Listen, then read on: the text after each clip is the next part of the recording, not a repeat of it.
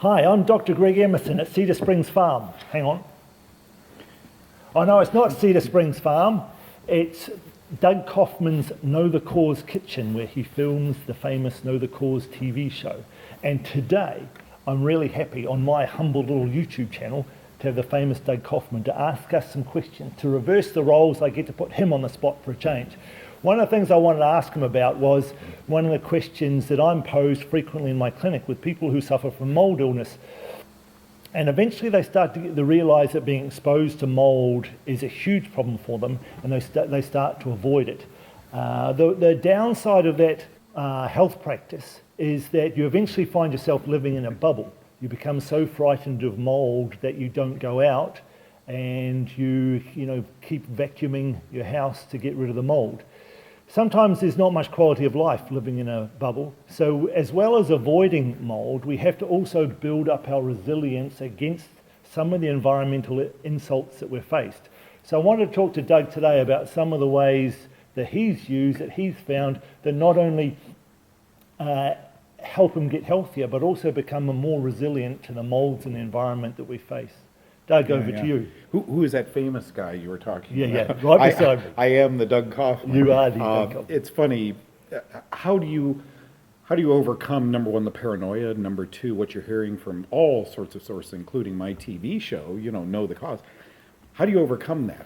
How are we learning that you overcome smallpox, right? When you're 6 months old, you vaccinate yourself. So you make antibodies. When you're exposed to something, you become kind of resilient to it. The more exposure, the more resiliency. So living in a moldy home is horrible because quantifiably, that's way too much mold and you inhale thousands of times a day.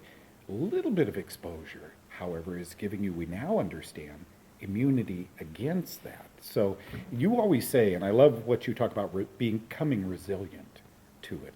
Look, it can be your worst enemy or it can become an immunologic factor in your life to which you're no longer sick when you become exposed to it.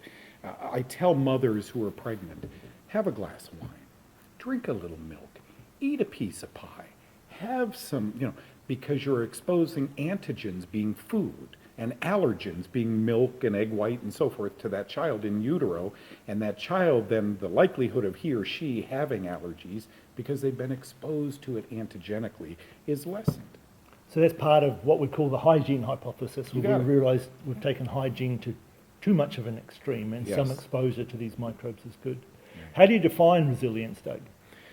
Well, becoming resilient to something, doesn't it sound like resistant? Becoming resistant to something is different from becoming resilient to it. As a matter of fact, because I had that very question. That's handy. That's handy. It was right down here between, I was holding it here. To withstand or recover quickly from a difficult situation. It's kind of interesting. So, a little bit of mold exposure, you're actually building blocking antibodies. Too much mold exposure, boom. It's like a glass of wine. Nobody gets drunk on a glass of wine. But having too much wine, and you'll soon see you're not resilient to it. Right. A lot of people talk about resilience as being like a rubber band, as just springing back to where you were, but I read a book about resilience by Eric Greitens, and he was adamant that when you spring back, it's more than that. You want to spring back into something stronger. You and I don't want to go to the gym and spring back to where we were. We want to grow and get over it. And sometimes overcoming challenges is an opportunity to grow. And I know that when you got back from Vietnam, that there's no way that Doug Kaufmann came back from Vietnam the same Doug Kaufmann that went over there. But I'm assuming that you came back a better version of Doug Kaufmann, that you grew from the experience. More resilient. More resilient. That's exactly right.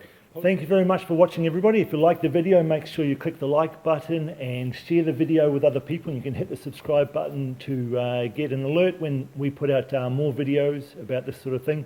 Thanks very much. And from the Know the Cause studios in Dallas, Texas, it's bye from me and Doug. Now, in autoimmune disease, the same thing happens. Autoimmune disease is caused when your immune system starts attacking your own tissue in your body. Now, that inflammation doesn't happen for no reason.